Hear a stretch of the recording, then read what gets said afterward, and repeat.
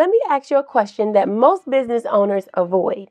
If you stepped away for 4 weeks, no phone, no email, what would still be standing when you came back? If your honest answer is not much, then this video is for you, and I want to say something up front. This is not a video about working less. It's a video about what your business is actually worth and who it actually belongs to. If your business can't run without you, then you don't own a business. The business owns you. Most owners hear that as a lifestyle problem, burnout, missed dinners, no vacations. It is that, but it's also something almost nobody tells you. Owner dependence is a financial condition.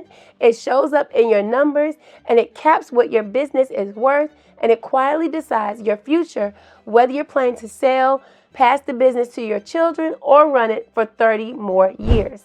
Think about it from the outside. A buyer, a bank, a successor, anyone who ever puts a value on your business is really asking you one question.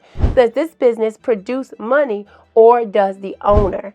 If every key decision, every big relationship, every fire runs through you, then what's for sale isn't a business. It's a job with your name on it, and nobody pays a premium for a job that they can't do.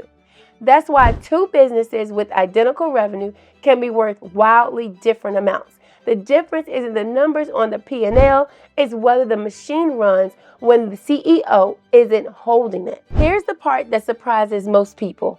You can see owner dependence in the financials if you know where to look. The 3 places. So 1, the jobs you do for free. Most owners are quietly working 3 or 4 jobs. Operator, the salespersons, the bookkeeper, HR, none of those show up as an expense because you don't pay yourself for them, which means your profit is overstated. It includes the salary of employees that you haven't even hired yet. And here's the test. If you had to pay someone market rate for everything that you personally do, would the business still be profitable? The answer is the honest one. Number 2, revenue that's really yours and not the business's. How much of your revenue exists because of your personal relationships? Clients who'd wobble if you weren't the one that was actually calling them. That revenue is real, but it's fragile, and everyone who values a business discounts it. The more the revenue belongs to the company, its team, its systems, its reputation, the more your company is worth. And number 3, decisions with a single point of failure. If pricing, hiring, and spending all wait for you, the business has a bottleneck with your face on it. Growth stalls at the edge of your calendar, and you can see this one in the numbers too. It's the growth that should be happening, and it isn't. Now, you just heard 3 places that owner dependence hides. And if you're honest, you already suspect that it's in your numbers somewhere. You just haven't been able to see how deep it goes. And that's where I'd start. It's called the Cash Clarity Check, and it's 6 questions, 3 minutes, and you'll see how clearly your business runs on systems or on you. Green, yellow, or red, the link is right below.